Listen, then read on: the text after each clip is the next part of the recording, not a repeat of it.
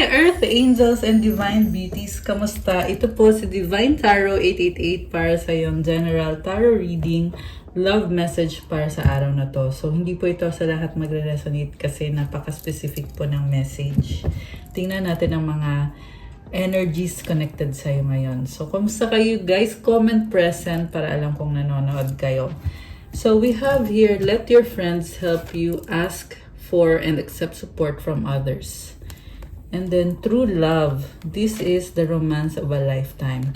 So, may nakikita akong couple dito na mahal niyo isa't isa, gusto niyo isa't isa, pero walang commitment. Pwede to magkaibigan kayo, tapos na in love kayo sa isa't isa, na-realize nyo na pareho kayo na a-attract sa isa't isa. And then, pay attention to the red flags.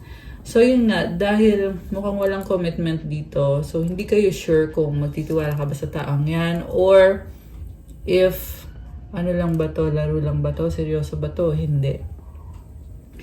The signs are cautioning you. Kasi nga, merong mga signs na kailangan mag-ingat ka, baka lokohin ka, baka saktan ka.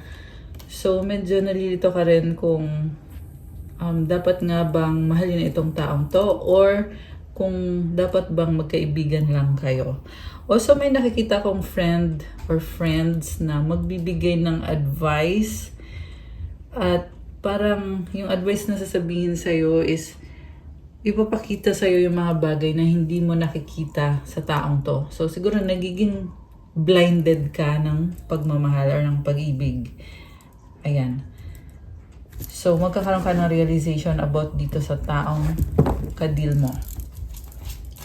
Okay, so tingnan natin.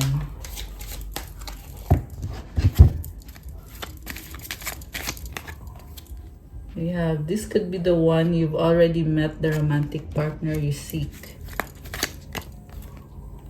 Engagement, your love life is ascending to a higher level of commitment.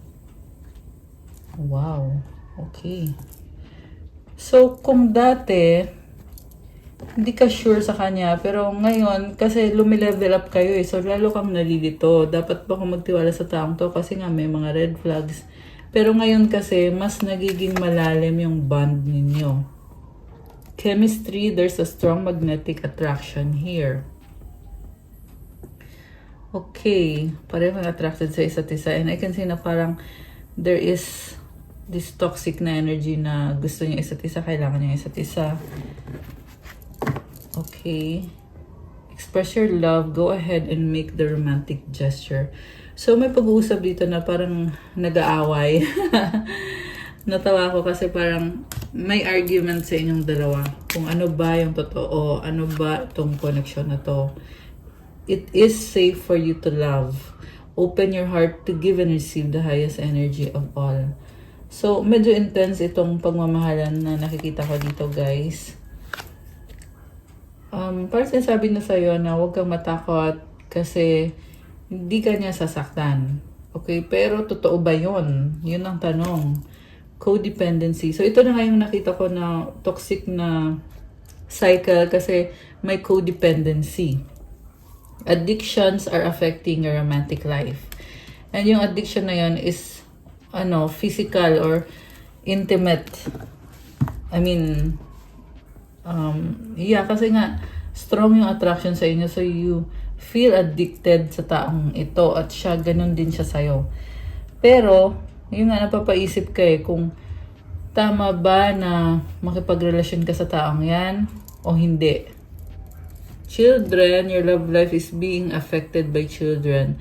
So, yung energy ng children, pwede itong nagkaroon kayo ng past together with that person at binabalikan mo yung mga nangyari sa past. Okay. So, naalala mo yung mga memories nyo. Passion. Allow your heart and soul to sing with joy. Oh my gosh. One more. We have getting to know each other. As you reveal your innermost selves to each other, your bond deepens. Okay, may mga tao dito. So, pwede yan, alam ng public yung relationship nyo. Okay, or alam ng mga kaibigan nyo. Oh my gosh, wedding. This situation involves marriage. Alam mo, may nakita ko another situation. So, Ibig sabihin, meron kayo, tapos meron pa siyang ibang person na nakarelasyon din niya. Release your ex. Ayun, mukhang ex niya yon. It's either ikinasal siya sa ibang tao at naghiwalay sila tapos ikaw yung bago. Or, hindi pa sila naghiwalay, so sila rin at kayo rin. Pero sabi dito, release your ex. The time has come to clear your energy. Okay. So, kinukuha niya yung loob mo. Ayan, merong trust. So, this situation is calling for you to have faith. Okay. Tingnan natin. Saan ba patungo tong connection na to? You deserve love. You are lovable. Okay. Hindi ka papayag na maging third party ka kung meron siyang iba. Or hindi ka papayag na magiging panakipbutas ka kung hindi pa siya nakaka-move on dun sa ex niya. Separation, time apart from your partner is on the horizon. Okay. So, ito yung problem kasi you found the one na mahal mo at mahal ka din naman niya, kaso lang may issue ng third party situation at kailangan yung mag-separate. Okay. Parang sinasabi niya din dito na wala na sila, tapos na sila nung ex na yon. And nakafocus na siya sa'yo. Pero nakita ko din dito na maghiwalay kayo or hindi kayo magkikita, baka LDR kayo. Okay? Healing family issues. Your love life benefits as you forgive your parents. Okay, so someone, mukhang may other situation talaga na nakikita ko dito. Pwedeng may pamilya na siya. Okay? And then calling in your soulmate, your prayers, affirmations, and visualizations help bring you together. The last one is give your relationship a chance to work on your partnership. Okay. So, yeah, dalawang situation ang meron itong taong kadil mo. Actually, nakita ko dito, mahal ka naman niya. Kaso lang, hindi niya kayang maging loyal or faithful. Okay? Pero, oo, mahal ka niya. Yes. And then, meron din naman dito, guys, na sa past nangyari yun na naloko ka niya, tapos ngayon kinukumbinsi ka niya na ikaw nga yung the one para sa kanya at gusto niya magkaroon ng healing sa relationship ninyo. Gusto niya maging healthy. 333 angel numbers on the screen. Gusto niya healthy yung connection ninyo. Pero may nakita din ako sa taong to na parang ini-enjoy niya yung life niya. So, ayan, siguro hindi ganun ka-solid yung trust. Okay? Pero tignan natin, ano nga bang intention niya sa'yo? So, alisin ko muna to, guys. Kasi kukuha tayo ng messages from our tarot deck. So, alisin ko muna to nasa table. Okay, ito na. Anong intention nitong person na ito? At anong nararamdaman niya? At anong iniisip niya?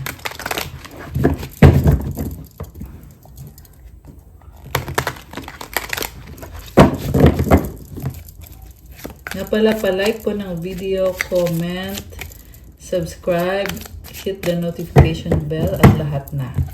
So, comment kayo kung bago lang ba kayo dito or kung subscriber ko na kayo, okay?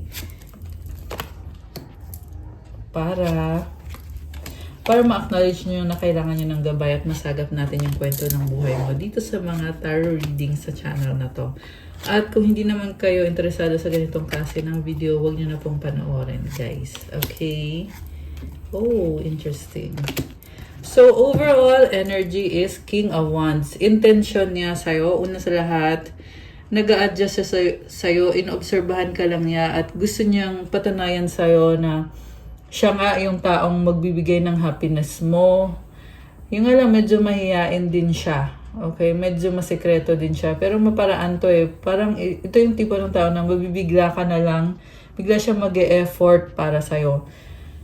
Pero ito nga yung kinakatakot mo eh. Kung totoo ba itong pinapakita niya sa'yo. Kasi may energy din na parang masyadong mabilis. Okay? Masyadong passionate. So, Nagtatanong kay, is this real? Or laro lang ba to? Okay. So, si King of Wands with the universe. Wow. Alam mo, may bagong-bagong energy siya na ipapakita sa'yo at ipoprove niya sa'yo na ito nga, totoo nga siya, tunay siya. Yung nga lang may warning din dito guys eh. Pwede ka din kasi niyang iwanan. Okay? Pero nag-a-adjust siya sa'yo, oo. So, ang focus niya ngayon is the Fool. Oh my gosh. This is a new cycle. Oh my gosh. So, what causes this person is the Devil. So, this is a codependent relationship or situation. Which is, sinabi ko na to kanina na, oo, gusto ka niya, andyan siya para sa'yo, pero kasi, sobrang codependent itong taong to. So, tingnan ko muna yung ibang cards bago ko sabihin yung iba ko pang nakikita. What lies below is the Queen of Pentacles and above is the Nine of Pentacles. So, sinasabi dito ngayon, single siya. So, kung single siya, ibig sabihin malaya pa rin siya. Kahit sabihin na natin, oo, mahal niya isa't isa, pero malaya siya. Yung nasa past is the Empress. Nasa near future is the Ace of Swords. Okay, may posibilidad na maghiwalay or mahiwalayan mangyayari. Okay? Sorry to say that. Pero yun kasing lumabas dito eh. So, sinasabi ko lang. And remember, hindi to sa lahat magre-resonate, guys. Okay? Pero, sa past, the Empress kasi to eh. Minahal ka niya ng totoo. And ikaw naman, nag-risk ka kasi nga wala namang mawawala sa'yo. So, na-attract kayo sa isa't isa. Pero, posibleng mangyari na maghihiwalay lang din kayo kasi nga nakikita mo sa kanya na may mga ugali siya na hindi ito yung gusto mo. So, ano kaya yung ugaling yun? And then, supportive energy, see the Star. And then, you have Queen of Cups. Mutual energy, Five of Pentacles. The outcome is Ace of Wands. You are a healer. You heal yourself. You even heal this person. Alam mo, masyadong sacred yung energy mo. So, kailangan mong ingatan. Kasi ngayon mukhang stress ka. Okay? Medyo magulo yung energy mo dahil sa taong to. Pero, nasa process of healing ka na. And itong person na to, on the other hand, sinasabi dito na mahal ka niya, pero yung pagmamahal niya sa'yo is parang hindi mo siya ka-level. Parang feeling niya too good to be true ka para sa kanya. Okay? Kasi Queen of Cups lang siya. Ikaw yung Empress eh. And then, like I said guys, merong hiwalayan dito. It's either nangyari na, or nangyayari ngayon, or mangyayari pa lang.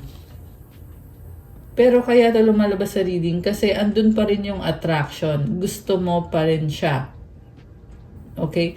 Pero kahit andun yung attraction mo sa kanya, pero willing ka din na tapusin itong unhealthy na connection na to. Okay, grabe naman to. Six of Wands sa bottom of the deck. Okay, wow. So, mukhang ini-enjoy mo yung life mo kasi marami kang kakilala, sikat ka, or maraming humahanga sa'yo, ibang-iba ka. Okay. So, ano ngayon ang feelings itong taong to? Tingnan natin guys. Oh my gosh, King of Cups. Mahal ka niya. Alam mo, sabi dito, very emotional siya. Nakikita ka niya na may iba kang mga kasama, may ibang nagkakagusto sa'yo, at nag-worry siya kasi feeling niya mawawala ka na sa kanya. Okay. Knight of Cups. Kailangan ka niya, sabi dito. Eight of Cups. Oh my gosh. Ano nangyari? Oh my gosh. Alam mo, sinasabi dito, biglang sinabi ayaw na niya. Alam mo kung bakit ayaw na niya? Kasi nga masyado kang maganda para sa kanya, or masyadong you are too good to be true. So, inisip niya na kailangan niyang talikuran yung mga emosyon na ininvest niya sa'yo. yung pagmamahal na binigay niya sa'yo, tatalikuran niya kasi may mga doubt siya. Okay? Yung iba kasi sa inyo naghiwalay, meron kasing LDR kaya nagkaroon ng doubt. Andito yung temperance card. So, ngayon sinasabi dito, kahit tumalikod na siya, gusto niya pa rin na kayo pa rin. Or magkaayos pa rin kayo. Page of Cups. Medyo immature siya. No? Grabe. 9 of Cups. So, sinasabi dito, gusto kanya, kailangan kanya, pero hindi siya makontento. Sa totoo lang. Gusto pa niya ng another relationship. 3 of Wands. Marami siya mga options eh. Page of Wands. Pabago-bago din siya. Okay, alam mo, sa totoo lang, I will tell you straight to the point. Player kasi to eh, itong taong to. So, pagkaharap mo siya, sobra kanyang mahal.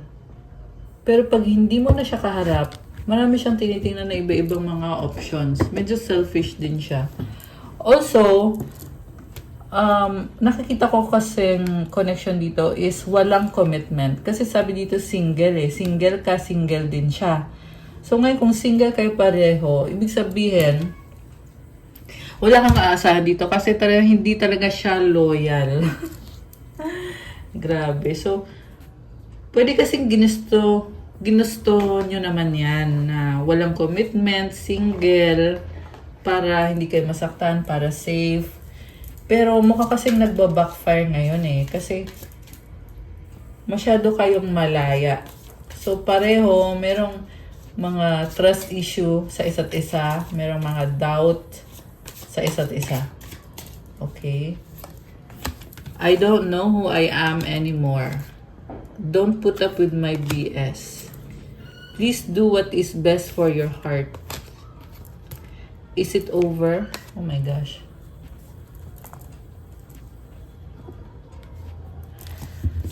So, may nakita ko nagtatalo dito. And andun yung feeling na nagmahalan kayo pero kailangan magtapos. Or tapos na. I don't understand.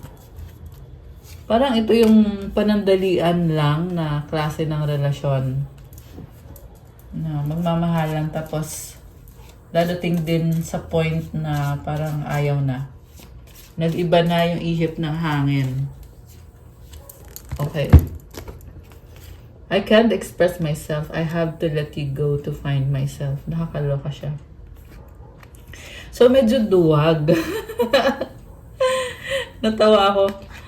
Kasi, ayaw pa niya sanang mawala eh. Kasi, nahihirapan nga siyang i-express yung sarili niya or sabihin yung mga gusto niyang sabihin. Kasi pag sinabi niya, malamang, iuwanan mo siya. Or mata-turn off ka. So, kaya nilet go ka na lang niya. Kaysa naman magpaliwanag pa siya, mahirapan pa siya. Diba? So, medyo tamad siya at mahina ang loob. At ano yung sinabi ko kanina? Ayun, basta yun, mahina loob niya. You were right. Oh my gosh. So, mukhang alam mo na or alam mo kung anong iniisip niya, anong ginagawa niya, malakas ang intuition mo, kaya hindi kanya maloloko. At alam niya yon. Kaya wala siya magagawa. Why is it that you love me? Oh my gosh. Medyo dramatic siya. And then, sexual desire. Sabi ko na eh, meron talagang strong, merong desire. Kaya yan yung nagpapahirap sa inyo kung i-let go mo ba o hindi. Pero, if you ask me, ang advice ko na lang is, mas piliin mo, mas gamitin mo yung utak mo. Diba? Kasi kung hindi naman din loyal itong taong to para sa'yo, huwag mo nang ipilit. Aanin mo yung desire na yan kung alam mo naman na sasaktan ka niya. Diba? Crossroads. Okay, merong hindi makapag-desisyon. The child. The tree. Oh, okay. Alam mo, sabi dito, marami ka din namang options eh. So, in a way, same lang kayong dalawa. At ini-enjoy mo yung life mo. So, kumbaga, hindi ka naman din nangihinay sa mga nangyari kasi at least nakilala mo tong taong to. Samantala, kaya mo din naman ang sarili mo kasi 11:44 on the screen now. Oh my gosh. Ayan. May mga angel numbers. So, like I said, kaya mo sarili mo kasi maraming nagmamahal sa'yo. Okay? Tingnan mo yung child, oh. Nag-i-enjoy ka. Ini-enjoy mo yung life mo.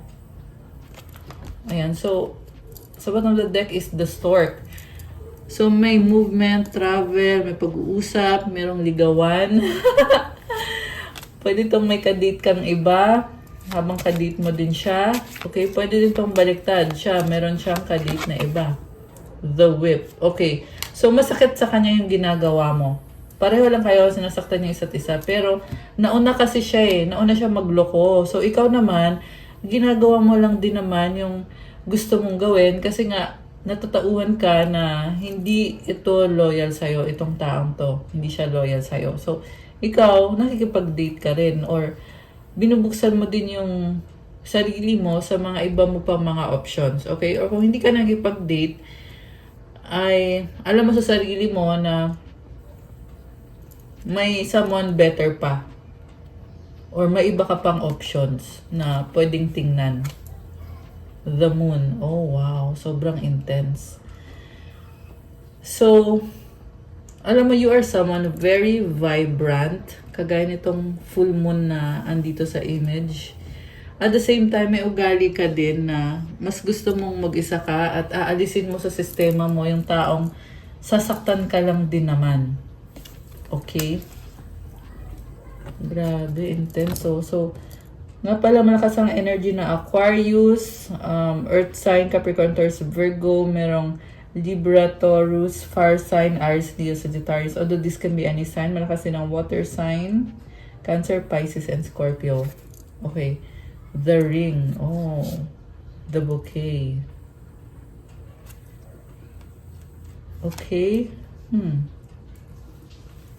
So, with this red flower, nakikita ko na you are very passionate sa life mo at gusto mo talaga yung intense. Okay. Mukhang nag-i-explore ka. And na-attract mo yung love ngayon, definitely. Kasi, alam mo kung bakit mo na-attract yung love? Kasi mahal mo din yung sarili mo Yan ang sabi dito. So, the more na mahal mo yung sarili mo, the more din na merong naku-curious sa'yo at nagkakagusto sa'yo. Pero, for the purpose of this reading, tingnan pa natin, ano pa bang mga mensahe na gustong sabihin sa'yo nitong person na ito. Wait lang, alisin ko muna to guys. I-clear ko muna yung table. Ayan. Okay, mga mensahe galing sa person na to. Or mga energies connected sa inyo. Tingnan natin. I need you. Oh my gosh. Worried, paranoid. Strong, mahal pa rin kita. Ano pa? Kilig much, super in love. Okay, ano pa? Flirting, malandi. Oh my gosh. May malandi talaga ha. Iniwan sa ere, hanging. Oh my gosh. Okay. So, mukhang ginosting ka. Yung sobrang saya niyo, tapos biglang may pagtatalo at merong pang-ghosting. Okay, grabe. Parang feeling mo, iniwan ka lang bigla iniwan ka sa ere. Okay, tingnan mo to. Tumalikod, bye. Nakakaloka siya. Biglang tumalikod, okay? Separation, ayan. Nalilito, confused. So, you really have to clear your mind. Okay? Kasi pag ganyan na medyo magulo, kailangan mo munang alisin muna sa sistema mo itong taong to. Ground yourself. Okay? Deadma. Ayan, mukhang dinedma ka lang bigla. Tapos may ibang kalandian na. Takot. Parang naano mo na lang, nalaman mo na lang or natuklasan mo na lang na may iba ng kalandian. Grabe. Paulit-ulit sa isip. Ouch, masakit. Okay. So, ikaw ay nasasaktan. Anything else? Wrong time? Not yet. Please forgive me, sorry. Excited. So, for some reason, hindi kayo pwede ngayon. It's not the right time. Pero nakagawa na siya ng kasalanan, kaya gusto niya mag-sorry sa'yo. Excited. Guilty, nagkamali. Grabe. Nagigilty siya. So, ayun guys. For me kasi, once kasi na nag-cheat na sa'yo yung tao, mahirap na mag-workout. So, pag-isipan nyo yun. Okay? Ang mas magandang gawin is to let go and to enjoy your life and to claim back your power. Okay? Kasi kung minahal mo siya or nagmahalan kayo, tapos hindi nag-workout, syempre, kailangan you claim your power back para bumalik yung good energy mo. So, enjoy your life. Yun lang yung masasabi ko. Kuha ko kayo ng advice. Comment kayo guys kung sino to mga nag-resonate dito sa reading today. Okay, ito yung mga advice. Love yourself, okay? Yeah, yan yung nafe-feel ko na gustong sabihin sa'yo ng mga angels mo. So, ito yung mga advice. Tapos, kukuha din tayo ng sagot sa wish. Okay. So, isipin nyo ngayon yung wish nyo. Okay, ito. Isipin nyo yung wish nyo. Mag-wish kayo, guys. Okay.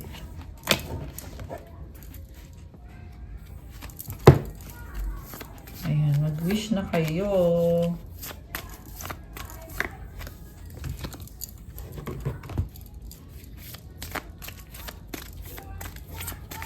Okay. Ready na ba kayo? Nabuksan natin ang sagot sa wish niyo. Comment ready now at bubuksan na natin to. Ayan. Comment, I'm ready! Okay. Ang sagot sa wish mo ay... Ano kaya? Oh my gosh. Don't stop. Ibig sabihin, may kailangan kang gawin at kailangan mong ipagpatuloy yan. Pagpatuloy yan at huwag kang hihinto. Kasi hindi siya nag-yes, hindi din siya nag-no. Pero sabi niya, don't stop. Ibig sabihin, may kailangan kang... ibig sabihin, huwag kang hihinto.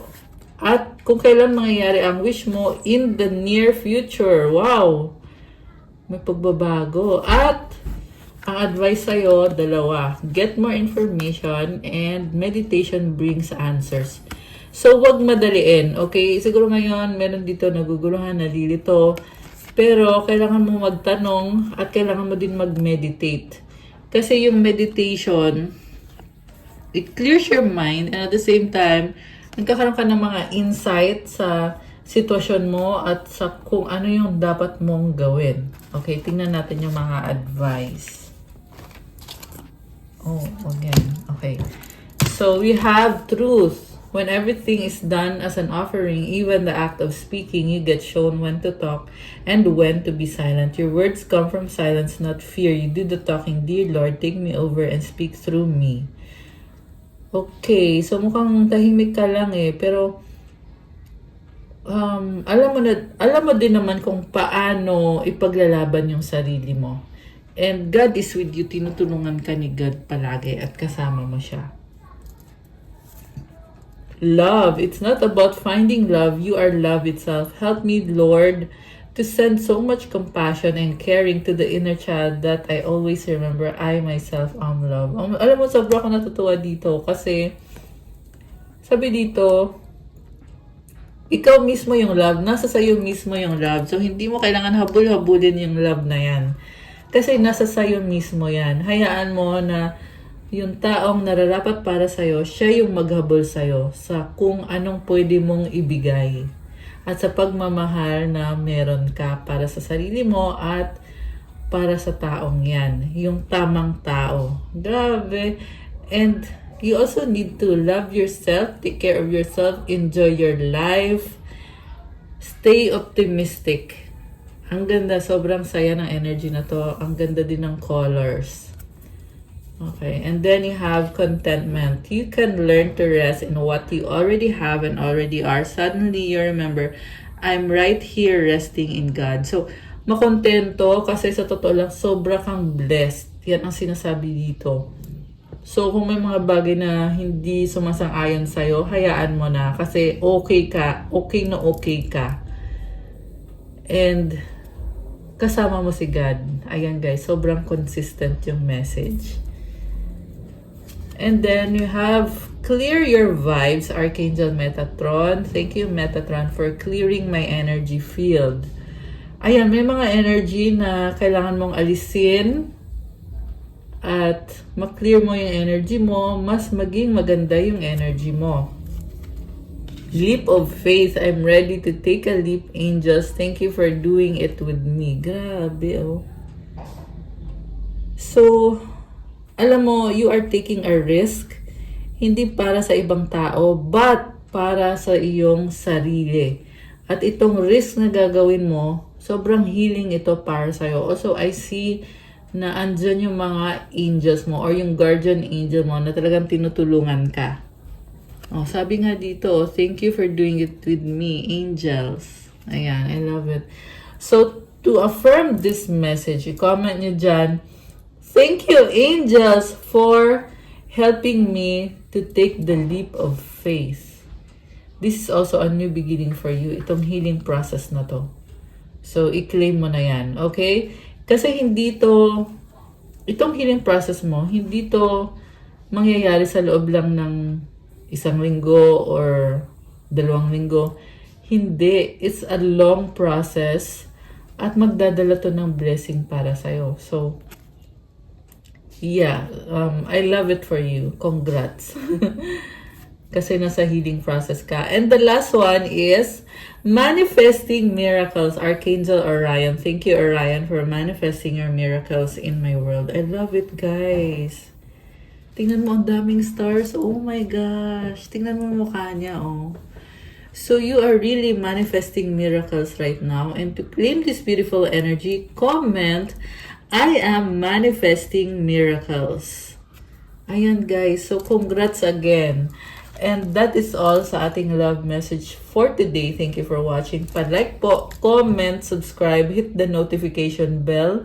At kung kailangan nyo naman ng gabay, kung kailangan nyo ng one-on-one session with me, pwede kayong magpabook ng private reading. Message kayo sa akin sa Viber or sa WhatsApp for the private reading. Tingnan nyo po sa description box sa ilalim ng video na to. Andyan po nakalagay yung Viber ko tsaka yung WhatsApp ko. So, thank you again, Earth Angels and Divine Beauties. I love you guys. I hope na na-enjoy nyo yung reading. Comment nyo dyan kung nag-enjoy ba kayo or kung nag-resonate or kung may napulot ba kayo sa reading. I love you. Have a good day. God bless you. Stay safe and see you again soon. Bye!